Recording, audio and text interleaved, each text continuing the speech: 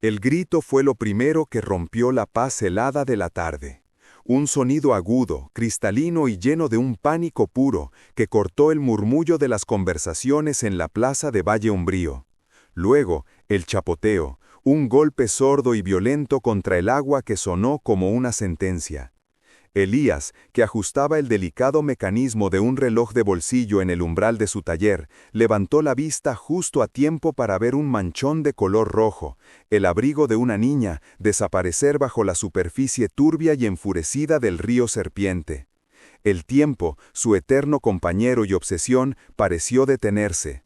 Por un instante, el mundo se convirtió en una fotografía. Los rostros congelados en una mueca de horror, las manos a medio camino de tapar las bocas, el vapor de los alientos suspendido en el aire gélido de finales de otoño. Nadie se movía. El río, crecido por las lluvias tempranas, era una bestia de agua helada y corriente traicionera. Saltar allí no era un acto de valentía, era un suicidio. Pero en la mente de Elías no hubo cálculo. No hubo un análisis de probabilidades ni una evaluación del riesgo. Solo vio el abrigo rojo hundiéndose, la imagen de Clara, la hija de la panadera, riendo esa misma mañana mientras perseguía una paloma en la plaza. Y entonces el tiempo se reanudó con una violencia brutal. Dejó caer el reloj. El tintineo de sus piezas al chocar contra el empedrado se perdió en el clamor que comenzaba a alzarse. Y corrió. No se quitó el abrigo ni las botas. El impacto con el agua fue como ser apuñalado por 1000 cuchillos de hielo. El aire fue expulsado de sus pulmones en una burbuja de agonía, y la corriente lo atrapó de inmediato, arrastrándolo, intentando arrastrarlo hacia el fondo oscuro donde los secretos del valle dormían. Por un segundo de pánico absoluto, pensó que había sido un idiota. Pero entonces la vio. Unos metros más allá, un mechón de cabello rubio flotando como un alga macabra. Nadó con una fuerza que no sabía que poseía, sus músculos gritando en protesta contra el frío paralizante.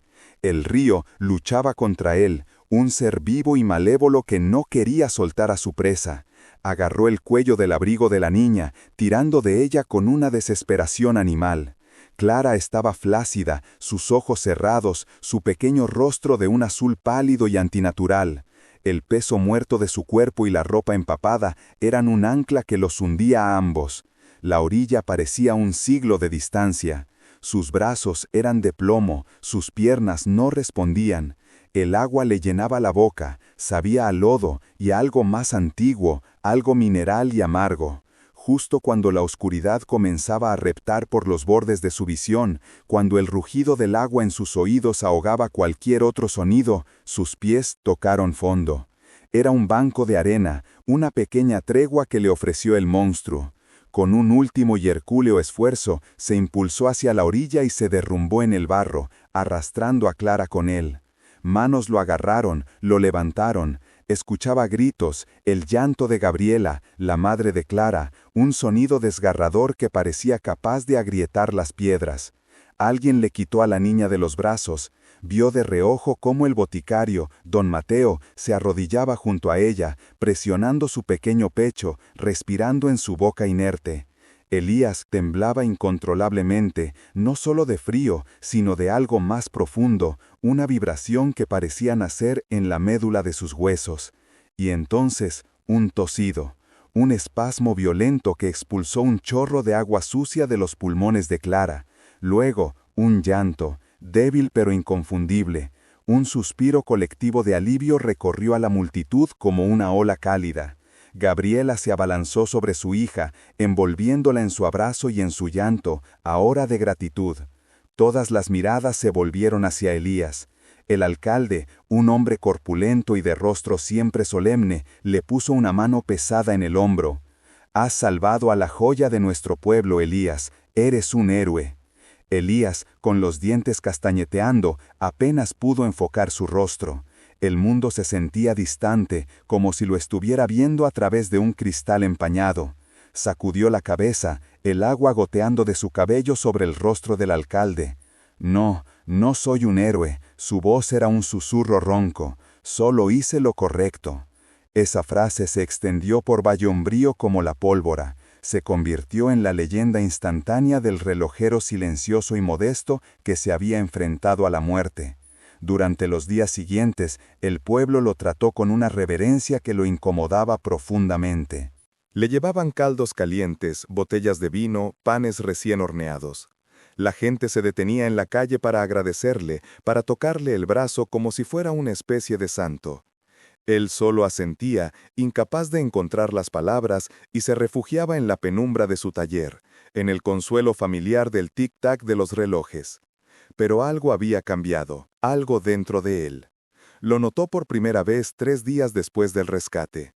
A pesar de haber estado sumergido en agua casi congelada, no había enfermado, ni un estornudo ni un escalofrío.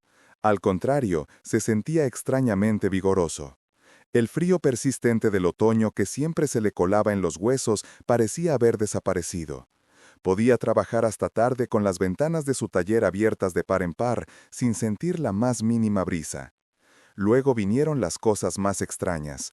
Una mañana, mientras se afeitaba, dejó caer la navaja en el lavabo lleno de agua. Se hundió, como era de esperar, pero al fondo, en lugar de quedarse quieta, giró lentamente sobre sí misma, como si estuviera suspendida en un líquido más denso que el agua, casi como el aceite. Elías frunció el ceño, vació el lavabo y lo volvió a llenar. El agua parecía normal, lo atribuyó al cansancio. Pero los incidentes se acumularon. El agua en el vaso junto a su cama a veces formaba minúsculas ondas concéntricas sin que hubiera temblor alguno.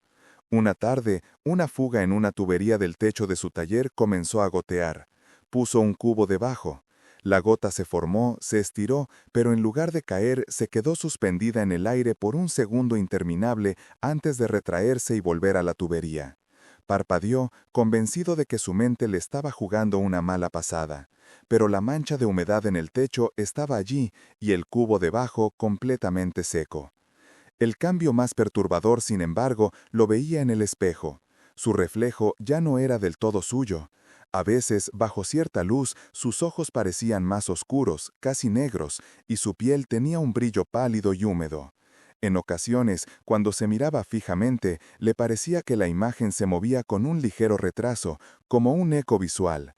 Y en los bordes de su reflejo, a veces creía ver una distorsión, como el aire temblando sobre el asfalto caliente, o más bien, como mirar a través del agua en movimiento. El pueblo, ajeno a su tormento interior, continuaba con su adoración. Lo invitaron a una ceremonia en su honor en la plaza del pueblo. El alcalde preparó un discurso florido, Gabriela le entregó un pastel tan grande que apenas podía sostenerlo, y la pequeña Clara, ya recuperada y con el color de vuelta en sus mejillas, le dio un dibujo hecho con ceras, una figura de palitos rescatando a otra del agua azul garabateada. La niña lo miró con sus grandes ojos azules, pero en ellos no había solo gratitud, había algo más, una especie de reconocimiento, una familiaridad que lo inquietó. Se agachó para agradecerle, y cuando su mano rozó la de ella, Clara se estremeció y dio un paso atrás, escondiéndose tras las faldas de su madre. Gabriela sonrió, nerviosa. Todavía está un poco asustada del agua, es todo. Pero Elías sintió el frío que emanaba de su propia piel, un frío húmedo, profundo, el frío del río Serpiente. La única persona en el pueblo que no lo miraba con admiración era doña Inés, una anciana que vivía en las afueras y de la que se decía que sabía más de las raíces de los árboles y el lenguaje del viento que de las personas. Sus ojos, nublados por las cataratas, pero increíblemente penetrantes, lo seguían desde la distancia. Un día, mientras Elías cruzaba la plaza, ella se interpuso en su camino. Su rostro era un mapa de arrugas y olía a tierra húmeda y hierbas secas. «Salvaste a la niña», dijo, su voz como el crujido de hojas secas, «pero el río siempre cobra sus deudas». Elías intentó rodearla. «No sé de qué habla, señora». Ella lo agarró del brazo. Su mano era sorprendentemente fuerte, huesuda y fría como la piedra. «Sí que lo sabes», siseó. «Lo sientes en tus huesos, ¿verdad? El río no te dejó ir gratis. Tomó a la niña y tú se la arrebataste. Así que hizo un intercambio.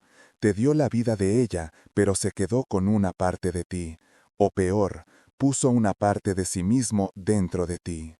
Las palabras de la anciana se clavaron en él como astillas de hielo. Se soltó de su agarre y se alejó casi corriendo, con el corazón martillando en su pecho. Las palabras eran las de una loca, supersticiones de un pueblo anclado en el pasado. Pero resonaban con una verdad aterradora que él sentía bullir bajo su piel. Esa noche no pudo dormir. El tic-tac de los cientos de relojes en su taller, que siempre había sido una nana para él, ahora sonaba opresivo, como la cuenta atrás hacia algo inevitable. Se levantó y caminó hasta la ventana que daba al río. La luna llena colgaba en el cielo, su luz plateada trazando un camino sobre la superficie oscura del agua. Mientras miraba, sintió un tirón, una necesidad física, casi dolorosa, de volver al agua, de sumergirse en su abrazo helado. Se aferró al marco de la ventana, con los nudillos blancos, luchando contra un impulso que no era suyo. Fue entonces cuando la vio, la figura de Clara, de pie en la orilla opuesta, vestida solo con su camisón blanco. Estaba inmóvil, mirando el agua.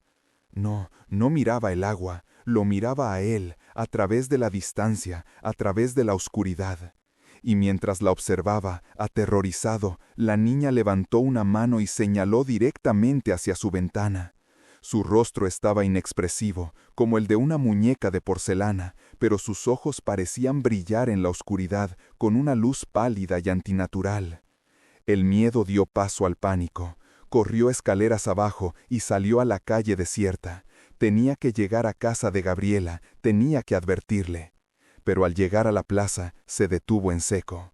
La gran fuente de piedra en el centro, que había estado seca por el otoño, ahora rebosaba agua.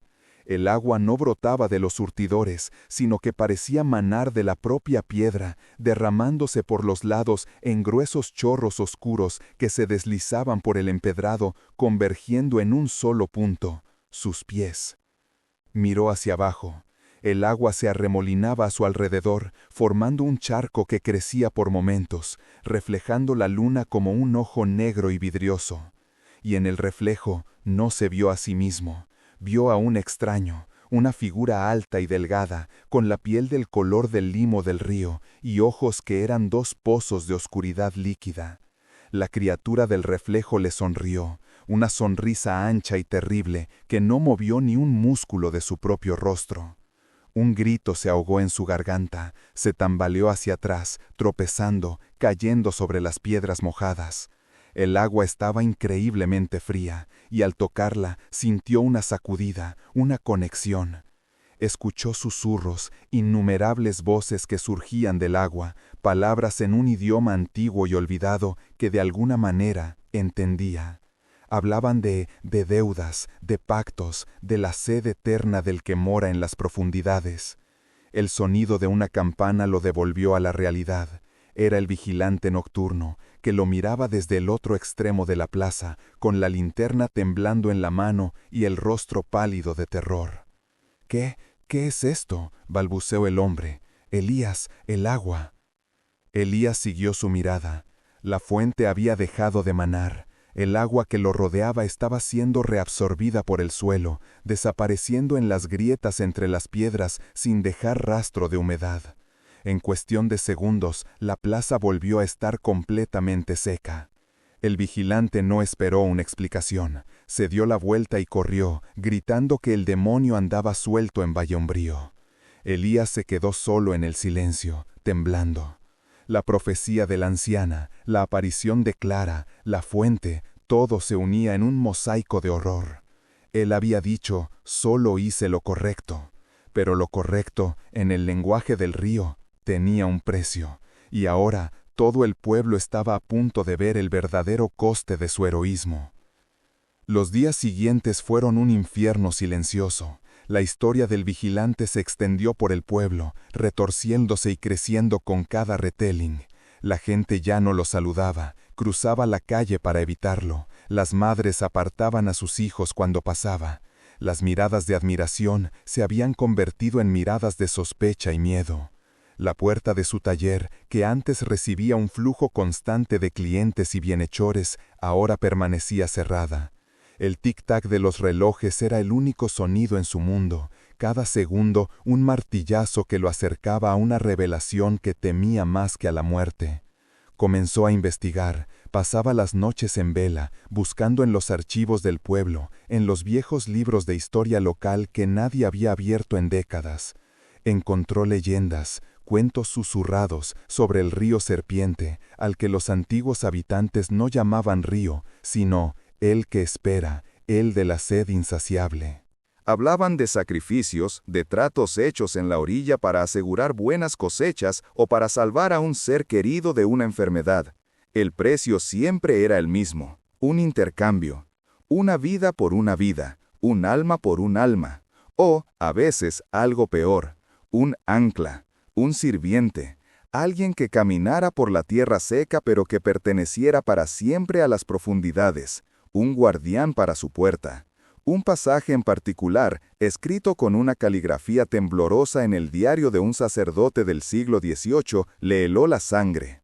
He visto la marca en el hombre que sacaron del serpiente. Dicen que salvó al niño del molinero, pero yo vi sus ojos. No eran los ojos de un hombre bendecido por Dios, sino los de un recipiente. El río no le perdonó la vida, se la cambió. Ahora camina entre nosotros, pero su sombra se alarga hacia el agua. Y cuando duerme, sé que sueña con el lodo y la oscuridad. Reza por su alma, pues ya no le pertenece. Elías cerró el libro de golpe. Un recipiente. Eso era lo que sentía. Un recipiente lleno de algo frío, antiguo y paciente. Y sentía que esa paciencia se estaba agotando. La entidad dentro de él quería algo. Se sentía atraída por Clara. La niña no era solo la causa. Era la llave, no una llave de metal y dientes, sino una de carne y hueso, una resonancia en el tejido del mundo que la entidad anhelaba. Elías lo sintió no como un pensamiento, sino como una certeza helada que se asentó en el fondo de su ser, un sedimento oscuro depositado por la corriente que ahora fluía por sus venas. La entidad dentro de él no odiaba a la niña. El odio era una emoción demasiado cálida, demasiado humana. Lo que sentía era una necesidad gravitacional, una atracción tan fundamental como el agua buscando el nivel más bajo. Clara era el punto de anclaje que la criatura había perdido hacía mucho tiempo, y ahora, a través de Elías, pretendía recuperarlo. Se levantó de la silla. El viejo libro de cuero cayó al suelo con un ruido sordo y polvoriento. Sus movimientos eran rígidos, como los de un hombre que camina bajo el agua. Cada paso era un esfuerzo consciente contra una inercia invisible. Tenía que advertirles, tenía que llegar a la familia de Clara antes de que la paciencia de su pasajero interno se agotara por completo. Salió a la calle. El sol de la tarde, que antes le habría parecido cálido y reconfortante, ahora se sentía como una presión extraña sobre su piel. Un calor ajeno y superficial que no podía penetrar el frío que se había instalado en sus huesos. El mundo parecía desaturado, los colores apagados como si los viera a través de un velo de agua turbia. Pero otros sentidos se habían agudizado de forma antinatural. Podía oler la humedad atrapada en el asfalto, sentir las tuberías de agua que corrían bajo sus pies como venas pulsantes en la tierra. Y sobre todo, podía sentirla a ella, a Clara. Era un punto de luz pálida en su percepción, un faro en la distancia que la criatura en su interior anhelaba con una persistencia silenciosa y terrible. El camino a su casa fue una tortura. La entidad no le hablaba con palabras, sino con impulsos. Le susurraba la dulzura del río, la paz del fondo oscuro y silencioso. Le mostraba imágenes fugaces, el balanceo de las algas, la sensación de la corriente alisando la arena, la vida y la muerte sucediendo en un ciclo eterno y mudo. Le prometía el fin del miedo, el fin de la lucha, si tan solo se dejaba llevar, si tan solo se convertía en el cauce y permitía que la voluntad del río fluyera a través de él sin obstáculos. Hacia Clara. Elías apretó los puños, sus uñas se clavaron en sus palmas. No eres yo, siseo entre dientes a la calle vacía. No la tocarás. Una risa sin sonido burbujeó en su pecho, fría y profunda. No necesitaba tocarla, solo necesitaba estar cerca. Cuando llegó a la modesta casa de los suburbios, dudó en el porche. El césped estaba recién cortado y un aspersor giraba perezosamente, arrojando un velo de gotas que brillaban al sol. Parecía una escena de una normalidad tan dolorosa que le hizo sentir como un monstruo profanando un lugar sagrado. ¿Cómo podía explicarles? ¿Cómo decirles que el hombre que había salvado a su hija era ahora la mayor amenaza para ella? Tocó el timbre. El sonido le pareció estridente, una violación del silencio que se había acostumbrado a llevar consigo. La puerta se abrió y Ana, la madre de Clara, apareció. Su rostro, antes tenso y lleno de angustia en el hospital, ahora mostraba un alivio cansado. Al ver a Elías, una sonrisa genuina se dibujó en sus labios. «Elías, por favor pasa. David y yo queríamos llamarte. No hemos tenido la oportunidad de agradecerte como es debido». Él entró, sintiéndose un impostor. El interior de la casa olía a suavizante de telas y a algo cociéndose en el horno. Olía a hogar. Un calor seco que la entidad en su interior pareció rehuir, encogiéndose en las profundidades de su ser. «No he venido a por agradecimientos», dijo Elías, su voz sonando más áspera de lo que pretendía. «He venido por Clara. ¿Está bien?» La sonrisa de Ana vaciló. «Sí, está bien. Los médicos dicen que es un milagro. Físicamente está perfecta, pero...» miró por encima de su hombro hacia el pasillo. «Está cambiada, más callada. A veces la encuentro mirando por la ventana durante horas, hacia el río, y dibuja, siempre lo mismo, agua oscura y cosas que se mueven debajo». David, el padre, apareció desde la cocina, secándose las manos en un trapo. Era un hombre corpulento, de manos encallecidas y mirada directa. Su gratitud hacia Elías era palpable, pero también había una sombra de preocupación en sus ojos. «Es normal, supongo», dijo David, forzando un tono tranquilizador. «Un trauma así lleva tiempo. Pero te debemos la vida, hombre. Cualquier cosa que necesites, lo que sea». Elías tragó saliva. El aire cálido de la casa se sentía opresivo, difícil de respirar. «Lo que necesito es que me escuchen, y que me crean, por muy loco que suene. Cuando saqué a Clara del río, algo pasó. El río no me la devolvió gratis, hizo un intercambio». Les contó todo, sobre la sensación de frío, sobre los libros de historia local, sobre el diario del sacerdote y la palabra que ahora lo definía, recipiente. Vio cómo sus expresiones pasaban de la confusión a la incredulidad, y de ahí a una lástima temerosa. Pensaban que el trauma también lo había afectado a él, que había perdido la cabeza. «Elías», dijo Ana suavemente, como se le habla a un niño asustado, «tal vez deberías hablar con alguien, un consejero. Lo que pasaste fue horrible». «No estoy loco». La explosión fue involuntaria. La lámpara de pie que había en la esquina de la habitación parpadeó violentamente y se apagó. El vaso de agua sobre la mesita de café vibró, creando pequeñas ondas concéntricas en la superficie. «Está dentro de mí, ahora mismo, y la quiere a ella, se siente atraído por ella». Fue entonces cuando una tercera voz, cascada y firme como la corteza de un árbol viejo, habló desde el pasillo. «Tráele un vaso de agua, Ana, pero sin hielo. Creo que a nuestro invitado no le gusta el frío». Una mujer anciana entró en la sala. Se movía con la ayuda de un bastón de madera oscura, pero sus ojos, de un azul pálido y acuoso, no tenían nada de frágil. Eran penetrantes, sabios y, para terror de Elías, no mostraban ninguna sorpresa. Era Marta, la abuela de Clara. Se sentó en un sillón frente a él, estudiándolo con una intensidad que lo hizo sentir transparente. «Abuela, este es Elías, el hombre que...» «Sé quién es», le interrumpió Marta, sin apartar los ojos de él. «He visto su clase antes, hace mucho tiempo. Tienen una sombra que no proyecta el sol, sino el agua. Dime, muchacho, ¿sueñas con el lodo?» Elías se quedó sin aliento, asintió lentamente. Marta suspiró, un sonido como el de hojas secas arrastradas por el viento. «David, Ana, siéntense. Parece que es hora de que sepan por qué sus antepasados construyeron esta casa tan lejos del río, a pesar de que toda la riqueza de nuestra familia vino de él». La historia que Marta contó no era de libros de historia, sino de susurros pasados de madres a hijas durante generaciones. Su familia, los Valero, no siempre habían sido simples agricultores o comerciantes. Siglos atrás habían sido los cuidadores del serpiente, como llamaban al río en aquel entonces. No eran dueños del río, sino sus sirvientes. Habían forjado un pacto con la entidad que vivía en sus profundidades, el padre del lodo. A cambio de sacrificios simbólicos y de actuar como sus guardianes en la tierra seca, el río les garantizaba tierras fértiles, nunca inundaba sus cosechas y protegía al pueblo de las sequías. Eran prósperos, pero vivían con un miedo reverencial. El pacto requería un ancla, explicó Marta, su mirada perdida en el pasado. Un miembro de la familia nacido en una generación específica que estaba intrínsecamente ligado al padre del lodo.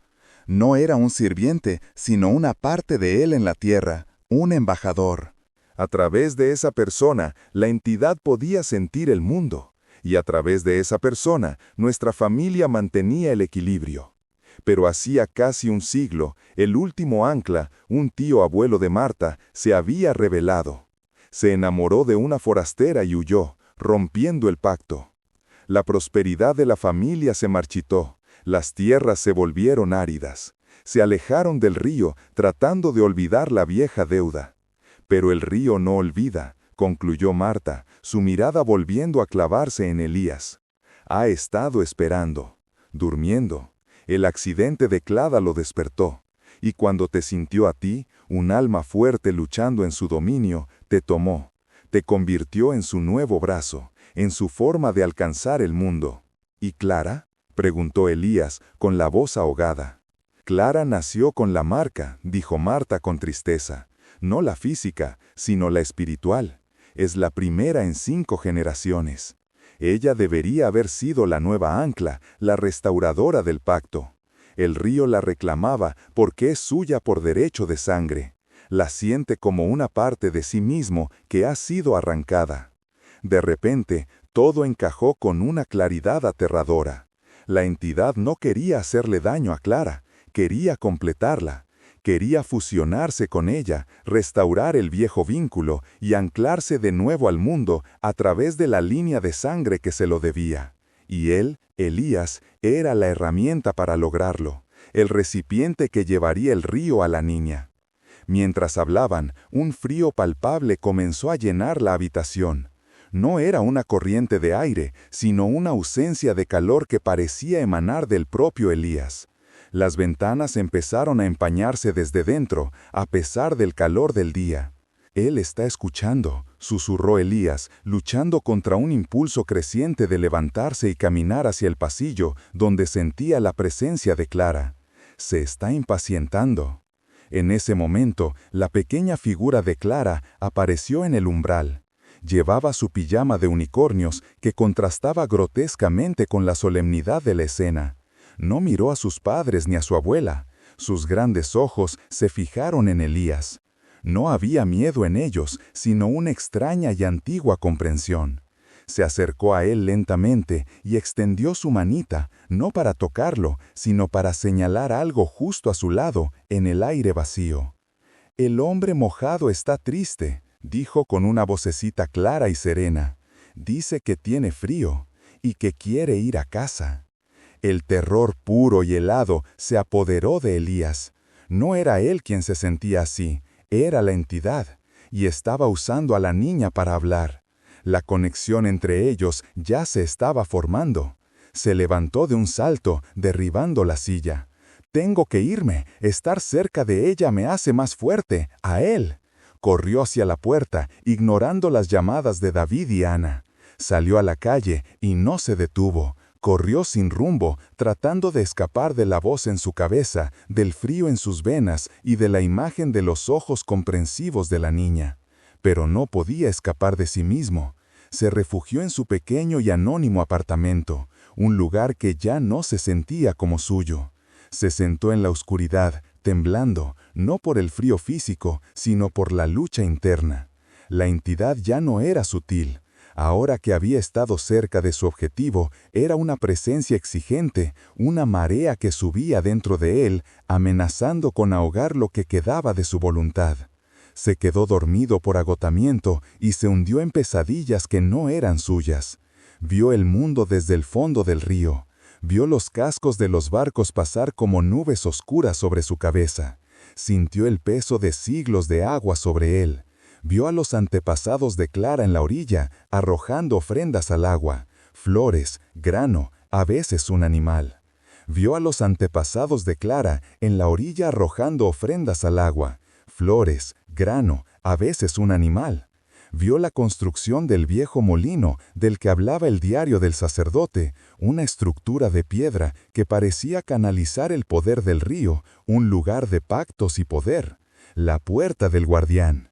Y vio el rostro del tío abuelo de Marta, un joven de ojos desafiantes que le daba la espalda al río y se marchaba para siempre.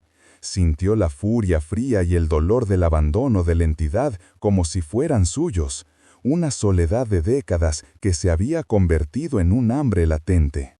Despertó con el sonido de un goteo. Abrió los ojos. No estaba lloviendo.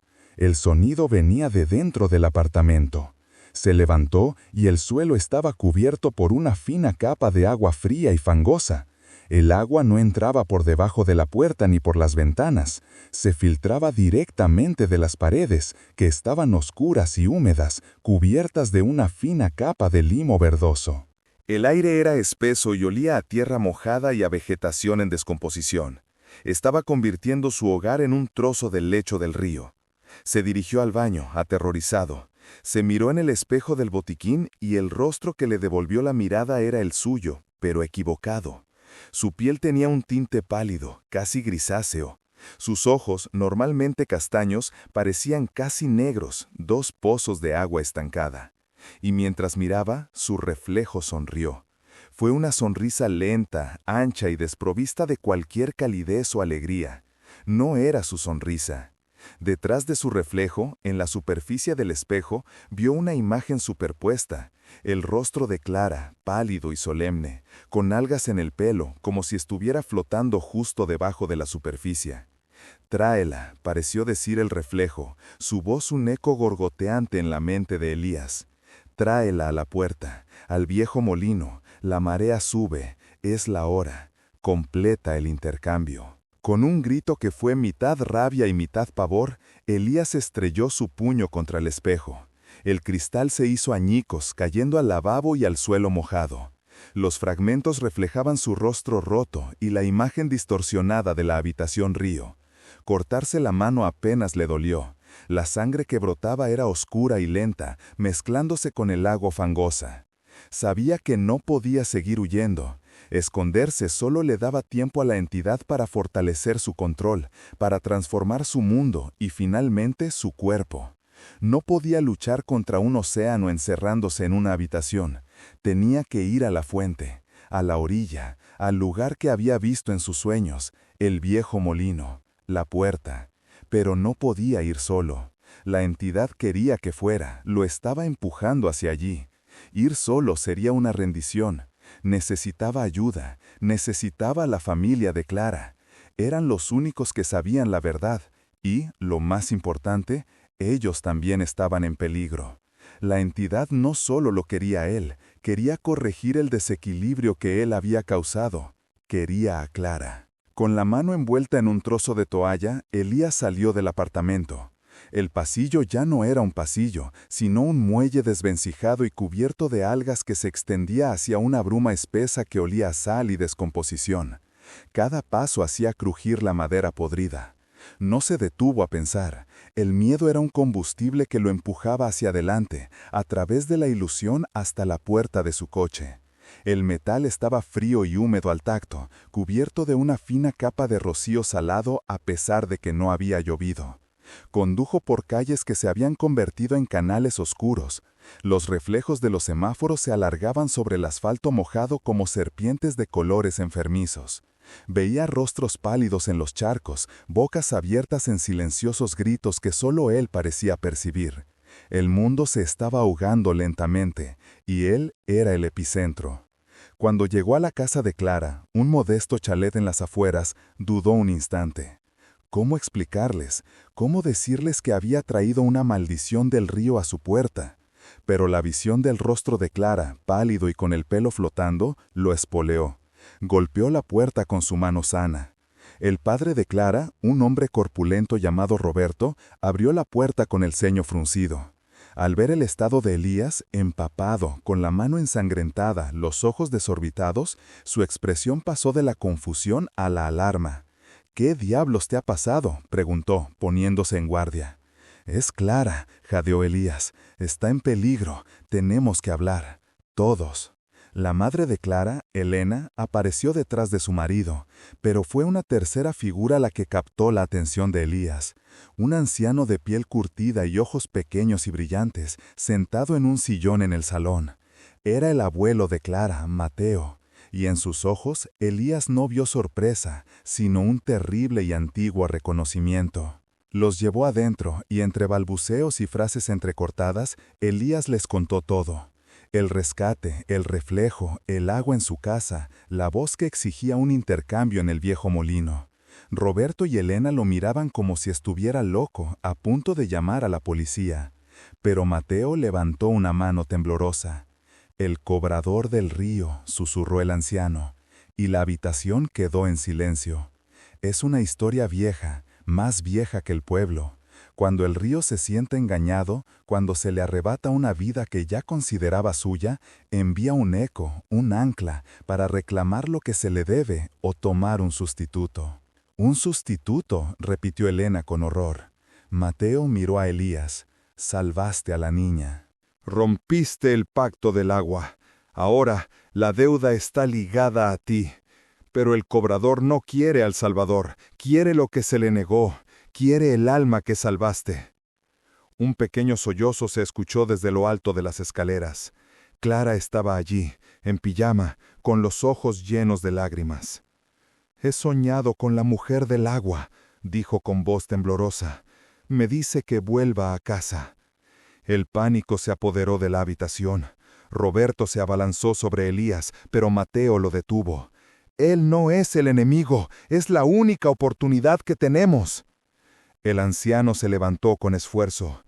«El cobrador quiere un intercambio, pero no tiene por qué ser el que él pide. Es una entidad de equilibrio, de deudas. Podemos ofrecerle otro pago». Miró la mano ensangrentada de Elías. «Ya has empezado a pagar. Tu sangre lo ha tocado. Tu esencia está ahora mezclada con la suya. Eres el ancla, y un ancla se puede soltar». El plan era desesperado, nacido de la mitología y el pavor. Tenían que ir al viejo molino, todos ellos. Clara como el cebo que atraería al cobrador, Elías como el deudor que pagaría la cuenta, y la familia como testigos para anclar la realidad contra la pesadilla. El viejo molino se erguía contra el cielo nocturno como el esqueleto de una bestia olvidada. La marea estaba increíblemente alta, lamiendo los cimientos del edificio. Dentro, el agua cubría el suelo de piedra, arremolinándose en el centro, donde la gran rueda de molino se hundía en la oscuridad. El aire era pesado, cargado del olor a cieno y a algo más profundo, más antiguo. «La puerta no es de madera», dijo Mateo, señalando el vórtice de agua en el centro. «Es allí». En la superficie del agua arremolinada, la imagen se formó. Era la chica ahogada, pero sus ojos eran pozos de oscuridad vacía. Extendió una mano translúcida desde el reflejo. «Tráela», resonó la voz en la mente de todos, una ola de frío y desesperación. Clara gritó y se aferró a su madre. «Ahora, Elías», gritó Mateo. Elías dio un paso al frente, con el corazón martillándole en el pecho. Desenvolvió la toalla de su mano. La herida, profunda por los fragmentos del espejo, seguía sangrando lentamente. «Escúchame», gritó al agua, «la deuda es mía, yo rompí tu equilibrio». Se arrodilló al borde del agua, sin apartar la vista del reflejo. «Ella no te pertenece, la vida que vive ahora es suya, no un préstamo tuyo. Pero una deuda debe pagarse». Elías apretó el puño, forzando más sangre a brotar, goteando en el agua oscura. Las gotas no se disolvían, se hundían como pequeños rubíes negros. «Te ofrezco un nuevo intercambio, no un alma por un alma. Te ofrezco el vínculo, la conexión que tienes conmigo. Tómala, tómame a mí de su mundo y déjala en paz. El reflejo de la chica sonrió, una mueca espantosa. Un ancla por un alma, un intercambio aceptable. La mano del reflejo se disparó hacia arriba, pero no era un reflejo. Agua sólida y helada agarró la muñeca de Elías, tirando de él con una fuerza imposible. Gritó, sintiendo un frío que le quemaba hasta los huesos, como si su propia vida estuviera siendo drenada. Roberto y Mateo se lanzaron a sujetarlo, luchando contra la atracción del vórtice. «No puedes llevártelo», gritó Elena. En ese momento, Clara, superando su miedo, se adelantó. Sostenía algo en la mano, una pequeña piedra lisa que había recogido en la orilla del río días antes del accidente. Con todas sus fuerzas, la arrojó al centro del vórtice, justo al rostro del reflejo. «¡Déjalo en paz!», chilló. La piedra golpeó la superficie. No hubo un chapoteo, hubo un sonido como de cristal rompiéndose, un chillido agudo que vibró en el aire. La mano de agua se desintegró, el vórtice se agitó violentamente y luego, con un suspiro final, el agua se calmó. El reflejo se desvaneció. La opresiva presencia se retiró, como una marea que finalmente retrocede. El silencio que quedó era profundo y limpio. El agua del suelo comenzó a bajar, revelando las viejas losas de piedra. El olor a cieno fue reemplazado por el aire fresco de la noche.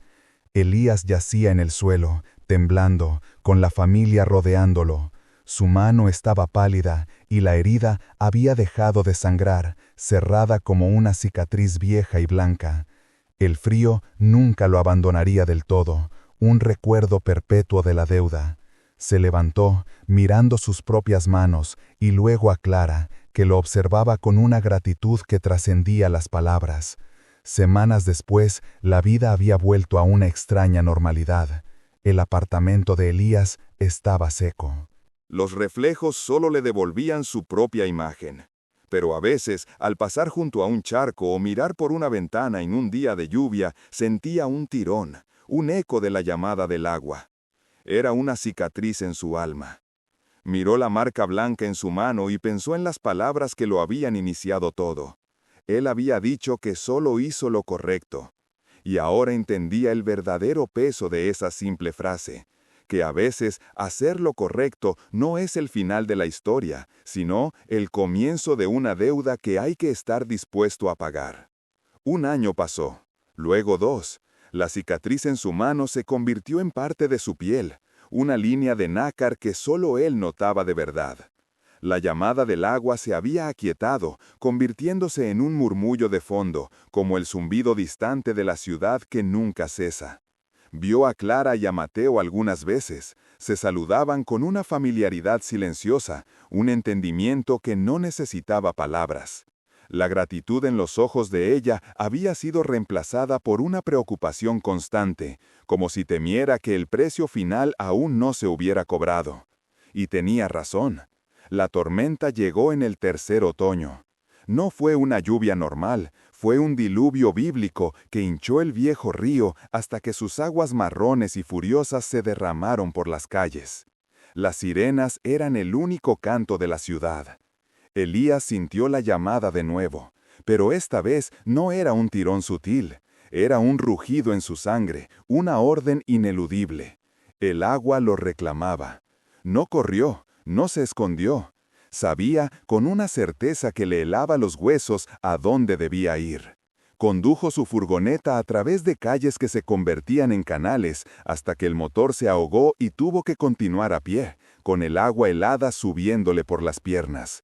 Se dirigía al viejo puente de piedra, el punto más vulnerable de la ciudad, donde las noticias decían que los cimientos estaban cediendo. Allí, en medio del caos de los equipos de emergencia que intentaban evacuar a los últimos residentes, lo vio. No en un reflejo, sino en la propia furia del agua. Una forma oscura y arremolinada bajo el arco del puente, una presencia que pulsaba con un poder antiguo y hambriento. Y en la barandilla del puente, atrapado por la crecida que había cortado su retirada, estaba Mateo, que ahora era un niño de casi 10 años. Se había quedado atrás para buscar a su perro y ahora miraba el torrente con un pánico paralizante. Clara estaba en la orilla segura, gritando su nombre, con el rostro descompuesto por el terror. La entidad del agua no se movía hacia el niño, se movía hacia Elías. Estaba allí por él. Era el cobrador final. La tormenta, la inundación, el peligro del niño, todo era el escenario para saldar la cuenta. Elías miró a Clara y en sus ojos vio el mismo terror que había visto en su apartamento inundado. Luego miró a Mateo, tan pequeño entre la furia de la naturaleza. Y finalmente miró al agua, a la presencia que lo había marcado. Solo hice lo correcto, se susurró a sí mismo, pero las palabras ya no eran una justificación, sino una declaración, un mantra. Se metió en el agua, luchando contra la corriente que tiraba de él con una fuerza personal, malévola. No intentó llegar al niño, sabía que no era ese el trato. Caminó hacia el centro del torrente, directamente hacia la forma remolinada bajo el puente. El frío era absoluto, un dolor que iba más allá de lo físico. Levantó la mano, la de la cicatriz blanca, y la extendió. No ofreció su vida, ofreció un pacto. No con palabras, sino con un pensamiento proyectado con toda la fuerza de su voluntad. Lo salvé una vez, la deuda es mía, no suya. Tómame a mí, pero no como pago, tómame como guardián. Seré yo quien vigile tus orillas, seré yo quien recuerde tu poder. Devolveré el respeto que los hombres olvidaron. Un alma por un alma, un guardián por una vida. La forma en el agua se detuvo. El rugido ensordecedor del río pareció bajar a un profundo silencio por un instante. Elías sintió una presión inmensa, como si toda la historia del río, sus inundaciones y sus sequías, sus ahogados y sus bautizados, estuvieran siendo vertidas en su mente. Vio imágenes, sintió emociones antiguas y comprendió. No era maldad, era equilibrio. Él lo había roto y ahora lo estaba restaurando. La presión cesó. La cicatriz en su mano ardió con una luz azul pálida por un segundo y luego se apagó. Lentamente, la corriente a su alrededor se amansó. El agua que rodeaba el puente comenzó a retroceder, no de forma natural, sino con una intención deliberada, abriendo un camino seguro para que Mateo corriera hacia su madre. Cuando Elías salió del río, empapado y temblando, el frío ya no estaba en sus huesos. La deuda estaba pagada, o, más bien, transformada. A veces, al caminar cerca de un río o mirar el mar, sentía una conexión, un reconocimiento silencioso. Ya no era un hombre que había hecho lo correcto por casualidad. Era un hombre que había entendido el precio y había elegido pagarlo no con su fin, sino con un nuevo comienzo, como el vigilante silencioso en la orilla de un mundo que era mucho más profundo y antiguo de lo que nadie sabía. Los años que siguieron a ese día se deslizaron como el agua del propio río, a veces tranquilos, a veces turbulentos. Elías nunca abandonó el pueblo. Se convirtió en una figura tan familiar como el viejo puente de piedra o el sauce llorón de la orilla. La gente lo veía como el héroe local, el hombre que había desafiado una inundación imposible para salvar a un niño. Le ofrecieron medallas, reconocimientos, pero él los rechazaba todos con una sonrisa amable y un gesto de la mano. No buscaba gloria, pues sabía que su recompensa y su carga era de una naturaleza completamente distinta. Su vida se acompasó al ritmo del agua. Aprendió a leer el lenguaje de la corriente en los remolinos, a sentir la inminencia de una tormenta en la humedad del aire que se adhería a su piel, y a percibir la angustia de la tierra sedienta a través de una sutil comezón en la cicatriz de su mano. La cicatriz ya no era una herida sanada, era un nexo, una antena. Le advertía de peligros que nadie más veía. Una vez, un desvelo febril lo llevó río arriba en plena noche, solo para encontrar un atasco de troncos que amenazaba con crear una presa y desbordar las granjas cercanas. Trabajó durante horas bajo la luna, moviendo las maderas con una fuerza que no parecía suya, hasta que el agua fluyó libremente de nuevo. Nadie supo nunca quién había evitado el desastre. Él era el vigilante silencioso. Mateo creció.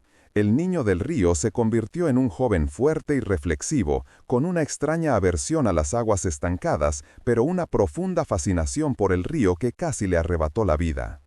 A menudo visitaba el puente, no con miedo, sino con una especie de reverencia. Y a veces veía a Elías al otro lado de la orilla, observando el fluir del agua, inmóvil como una garza. No hablaban mucho de aquel día, no necesitaban hacerlo.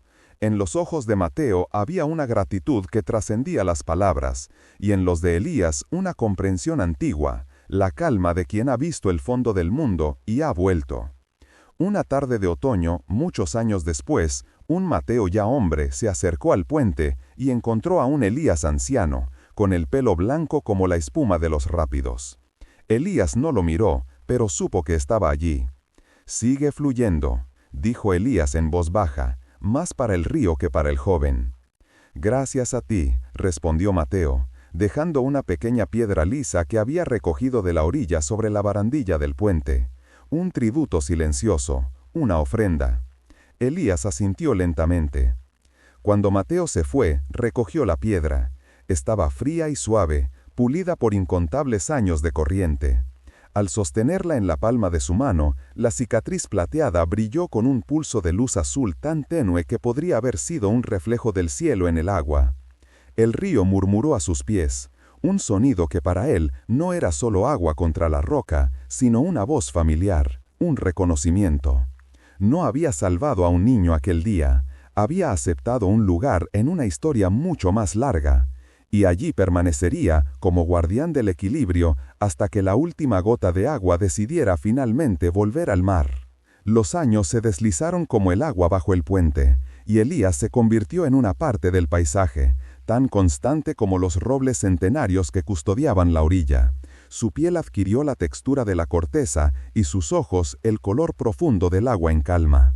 La gente del pueblo ya no lo veía como un hombre, sino como un espíritu del lugar, una leyenda silenciosa que velaba por el paso del tiempo. Dejó de necesitar comida o cobijo. El río le proveía de todo, susurrándole historias en el murmullo de la corriente y nutriéndolo con la misma energía primigenia que hacía brotar las hojas en primavera. Una noche, cuando la luna colgaba como una hoz de plata sobre el bosque, Elías sintió un tirón en el pecho. No era dolor, sino un anhelo, una llamada a casa que resonaba desde las profundidades de la tierra. Supo que su tiempo como guardián en forma humana estaba llegando a su fin. Caminó hasta el centro del puente, sus pies descalzos sin hacer ruido sobre la madera. En su mano, la pequeña piedra de Mateo se sentía cálida por primera vez. La cicatriz en su otra mano comenzó a arder con una luz azul tan intensa que iluminó la madera desgastada a sus pies y proyectó sombras danzantes entre los árboles. El murmullo del río se convirtió en un coro de voces antiguas, una bienvenida. A la orilla, oculta entre los juncos, una niña de ojos curiosos observaba. Era Luna, la nieta de Mateo, quien había escuchado las historias de su abuelo sobre el anciano del puente y había ido a buscarlo, movida por una inexplicable fascinación. Ella no vio a un anciano a punto de morir, vio algo mágico. Elías no saltó, simplemente abrió la mano que sostenía la piedra y la dejó caer sobre el puente. Luego extendió la mano de la cicatriz hacia el agua. El río respondió. Una columna de agua y luz se alzó, no con violencia, sino con la gracia de un abrazo. Envolvió a Elías, y por un instante, Luna vio que el hombre no estaba hecho de carne y hueso, sino de estrellas líquidas y luz de luna. Su forma se disolvió, fundiéndose con el agua en un torbellino de plata y azul. Luego, tan silenciosamente como había comenzado, todo terminó. Elías se había ido. La columna de agua se retiró y en la superficie del río una estela de luz plateada, idéntica a la cicatriz, fluyó corriente abajo hasta perderse en la oscuridad. En el centro del puente, la pequeña piedra lisa que Mateo había dejado años atrás brillaba ahora con un suave y rítmico pulso azul. Luna corrió a casa, con el corazón latiendo con fuerza, no por miedo, sino por el asombro de haber presenciado un secreto. Su historia se convirtió en una leyenda más, un susurro que se contaba a los niños en las noches de tormenta. Hablaban del guardián que se hizo río, y a veces, cuando un viajero perdido o un corazón afligido se detenía en el puente, sentían una extraña calma, una presencia que les aseguraba que sin importar cuán turbulenta fuera la corriente, el equilibrio siempre se mantendría. Porque Elías no se había ido, simplemente, y por fin, había vuelto a fluir. Los años tejieron sus hilos de plata en el cabello de Luna, y la niña que había presenciado el milagro se convirtió en la anciana que custodiaba la memoria. La piedra en el puente nunca dejó de latir, un corazón azulado en el centro de la vida del pueblo. La gente ya no temía las crecidas del río, en su lugar aprendieron a respetarlas. Dejaban pequeñas ofrendas en el puente, una flor silvestre, una fruta madura, un dibujo infantil. No eran sacrificios por miedo, sino gestos de gratitud hacia el guardián silencioso que ahora era uno con el agua. La leyenda, llevada por el viento y las voces de los viajeros, cruzó montañas y valles hasta encontrar décadas más tarde los oídos de un hombre anciano que vivía junto al mar, un hombre con una fina cicatriz plateada que surcaba la piel sobre su corazón. Mateo, cuyo recuerdo del rescate se había suavizado con el tiempo hasta convertirse en un sueño febril de su niñez, sintió una sacudida, un eco de gratitud que había dormido en su alma por más de 70 años. Sintió un llamado ineludible, la necesidad de volver al puente que marcó el inicio de su segunda vida. El viaje fue largo y lento, pero una tarde de otoño, con el sol tiñendo el cielo de naranja y púrpura, Mateo puso un pie en el viejo puente de piedra. El aire era el mismo, cargado con el aroma de tierra húmeda y el murmullo constante del río. Vio la pequeña piedra en el centro, su luz azul pulsando suave y rítmicamente como una respiración tranquila. No necesitó que nadie le contara la historia, lo supo. Supo que esa era su piedra, el humilde pago por una vida entera. Se arrodilló con esfuerzo, sus viejas articulaciones protestando. Al posar sus dedos arrugados sobre su superficie tibia, no vio una aparición. En su lugar, sintió. Sintió el murmullo constante del agua no como un simple sonido, sino como una voz profunda y serena, un eco del todo está bien que escuchó en su infancia. Sintió la corriente fluir no solo bajo el puente, sino a través de él, limpiando los últimos vestigios de un miedo antiguo. Una lágrima solitaria rodó por su mejilla y cayó al río, una pequeña ofrenda de sal y memoria que se unió al torrente. Mateo no dijo nada.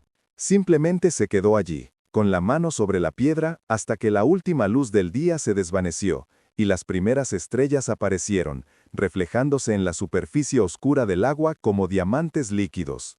Comprendió entonces que la frase «solo hice lo correcto» no era una declaración de humildad, sino la definición misma de la existencia de Elías.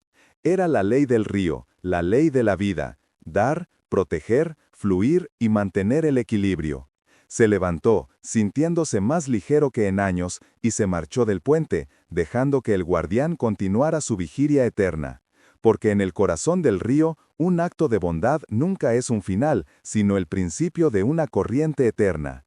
Al alejarse, el murmullo del río no se desvaneció, sino que se integró en el silencio de la noche, convirtiéndose en el latido tranquilo del pueblo. Por primera vez en décadas, Mateo caminó por las calles empedradas sin sentir el frío del agua en sus huesos. En su lugar, sentía una calidez que emanaba de su propio pecho, una brasa reavivada por la comprensión. Las luces de las casas ya no le parecían faros solitarios en una oscuridad amenazante, sino una constelación terrenal conectada por hilos invisibles de comunidad y cuidado mutuo. A la mañana siguiente, el pueblo notó el cambio. La sombra que siempre había nublado la mirada de Mateo se había disipado. Saludó al panadero con una sonrisa genuina. Ayudó a la anciana señora Robles a recoger las naranjas que se le habían caído de la bolsa, y se detuvo a escuchar las historias de los niños que jugaban en la plaza. La gente, que durante años había hablado en susurros sobre el susto del puente y la extraña devoción de Mateo por aquel lugar, comenzó a verlo de otra manera. Un día, reunido con algunos de los más viejos del lugar en el café, Mateo finalmente contó lo que había sentido en el puente. No habló de un fantasma ni de un espectro vengativo, habló de una presencia, de una fuerza tranquila, del eco de un acto de bondad tan puro que se había fundido con la naturaleza misma. Elías no nos acecha, dijo con una voz clara y serena que silenció la sala. Nos cuida, su acto no terminó cuando me sacó del agua, continúa en cada corriente, en cada piedra del lecho del río. Él no nos asusta, nos recuerda que debemos cuidarnos los unos a los otros. El miedo que había atenazado al pueblo se transformó lentamente en reverencia. El puente de Elías dejó de ser un lugar de tragedia para convertirse en un símbolo. Mateo, por su parte, encontró su propósito. Cada año, en el aniversario del día en que fue salvado, organizaba una pequeña ceremonia. No era un acto de luto, sino de celebración.